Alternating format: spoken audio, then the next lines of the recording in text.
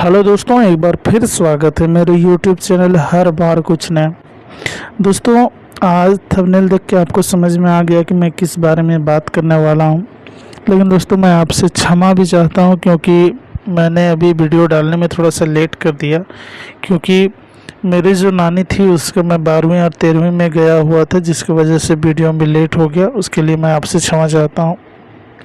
दोस्तों, हम लोग एकदम निचोड़ बात करेंगे क्या क्या हुआ जेटेड वर्सेस सीटेड केस में, और एग्जैक्टली बात करेंगे। कोई घुमा फिरा के हम लोग बात करने वाले नहीं हैं, और सारी कहानी आपको पता चल जाएगी कि क्या हुआ, किसका में ज़्यादा भार है जीतने का।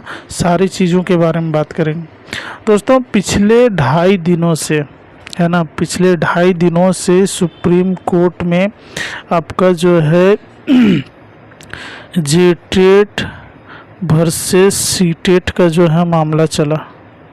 जेटेट वर्सेस सीटेट का मामला चला, उसमें बहुत सारा जो चीज़ है निकल कर बाहर आया, और पूरे के पूरे जो नियमावली होता है उसका एक एक चीज़ पे बहस किया गया।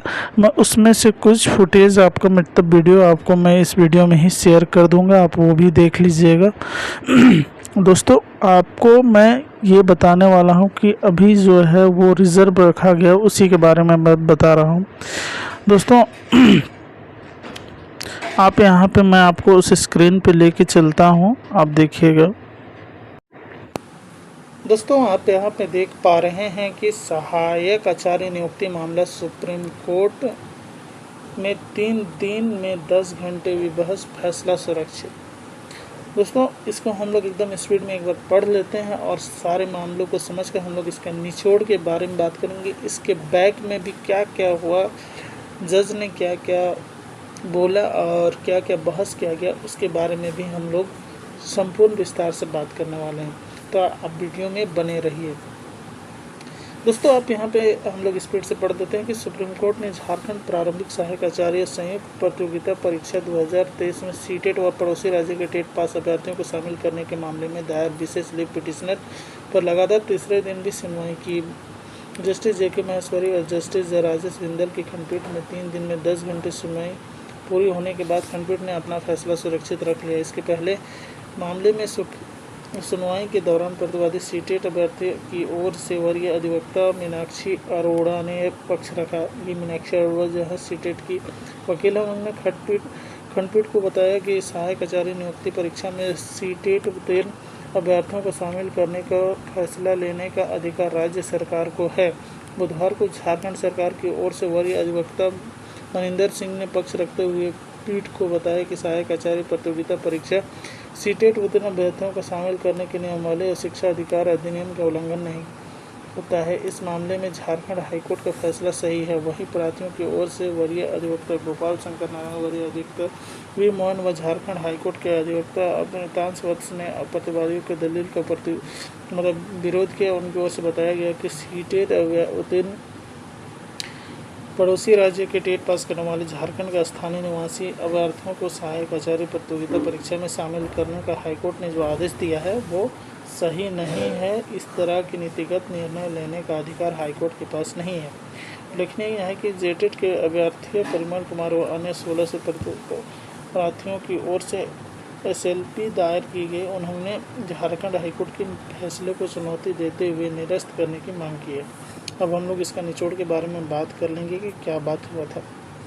दोस्तों, जैसे कि आपको पता है, मैं इसकी थोड़ी सी आपको जानकारी दे देता हूँ कि सबसे ये जो वैकेंसी आई है ना, जो वैकेंसी आई थी सहायक आचार्य, ये जो पूरा का पूरा जो वैकेंसी आई थी ये थी जेटेट वालों के लिए, उनके लिए ही ये वैकेंसी आई थी। लेकिन सीटेट वाले इसको क्या करते हैं, हाईकोर्ट में केस दायर करते हैं कि इसमें हम लोग को मौका मिले, और उनके पक्ष में फैसला आता है और हाईकोर्ट कहता है कि इसमें आप क्या कीजिए, आप सीटेट वाले को शामिल कीजिए, क्योंकि आप जो है प्रत्येक वर्ष आप नहीं ले पा रहे हैं जेटेट। ठीक है। उसके साथ साथ ये भी कहा कि जो भी हैं 3 साल के अंदर में जेटेट जो पास करेंगे वो जॉब कर सकते, तो कंटिन्यू रहेंगे, नहीं तो उनको जॉब से हटाया जाएगा। अगर मान के चलिए कि झारखंड सरकार जेटेट नहीं लेती है तो फिर वो इस चीज़ से बाध्य नहीं होंगे। अब दोस्तों ये बात फिर पोर्टल खुलता है जेटेट वालों में, तो सहायक आचार्य को उसमें क्या होता है कि जो भी सीटेट पास किए थे वो सारे इस फॉर्म को भरते हैं। इस चीज़ को लेकर जो है जेटेट को लीड कर रहे परिमल कुमार है ना, वो सुप्रीम कोर्ट में केस दायर करते हैं कि ये जो वैकेंसी हम लोग का इसमें बाकी को शामिल ना किया जाए।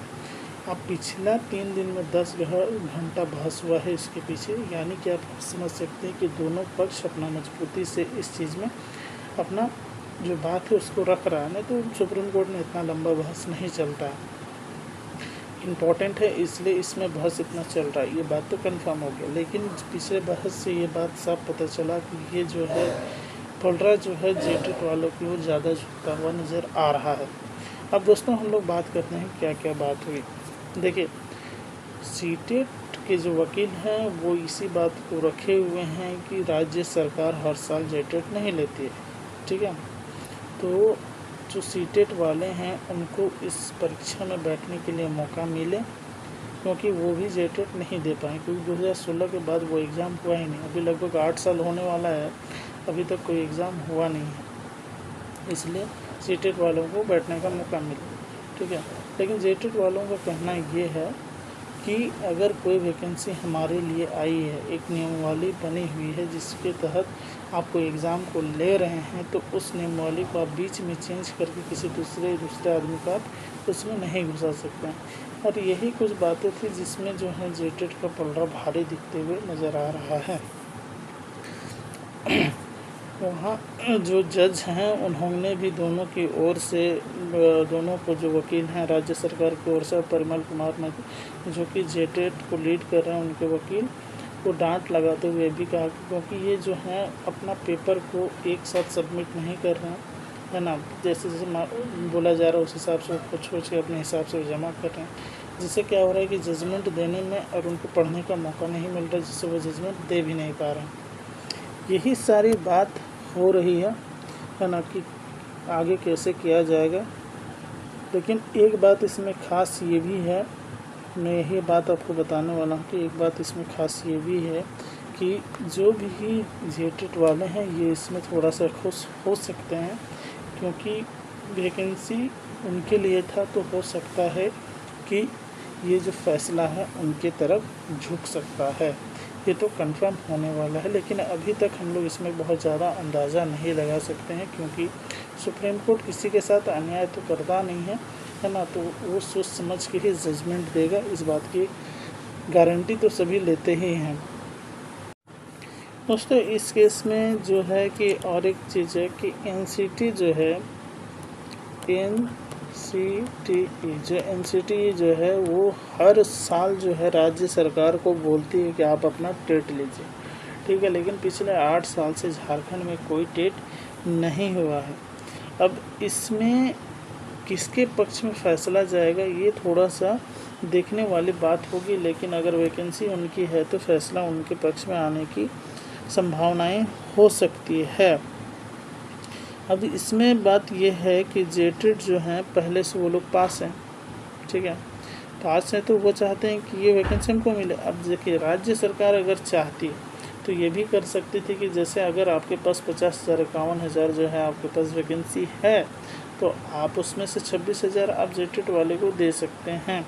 उसके बाद बाकी जो 25,000 या 24,000 जो भी बचेगा उसमें आप सीटेट को शामिल कर सकते हैं, क्योंकि आप जो है जेटेट लेने में असमर्थ हैं। दोस्तों ये भी बात आपको जानना होगा कि जो जेटेट का सिलेबस देखकर ये पता तो चल रहा है कि जेटेट को पास करना भी बहुत बड़ी बात है।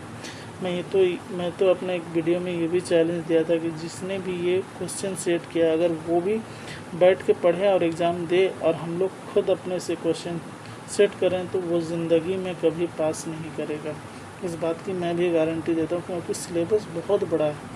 अगर जिसने पीजीटी और टीजीटी पढ़ा है वो जानता है कि उसको भी किसी एक या 2 सब्जेक्ट को ही पढ़ना पड़ा था, लेकिन यहाँ पे पूरा का पूरा समंदर है। आप इंग्लिश पढ़िए, आप वहाँ पे पूरा का पूरा बायोलॉजी पढ़िए, हिस्ट्री पढ़िए, ज्योग्राफी पढ़िए, वो बड़े स्तर की, छोटे स्तर के नहीं।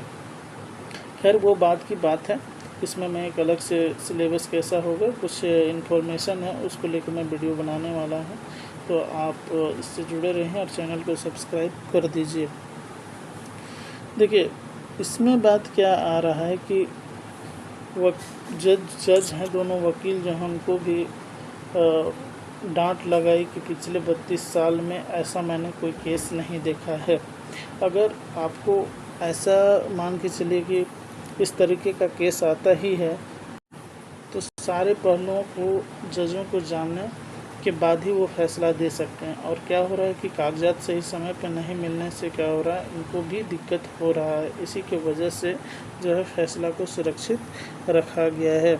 इसके अंदर में बहुत सारी बातें, जिस तरह से 3 दिन में 2 दिन जो है मीनाक्षी अरोड़ा जो कि सीटेट के लिए लड़ रही हैं वो बहुत अच्छी लगी, लेकिन तीसरे दिन एकदम वो कमज़ोर पड़ती दिख रही थी, वो थोड़ा नर्वस लग रही थी, क्योंकि बहुत सारे क्वेश्चन जो हैं जजों की ओर से किया जा रहा था।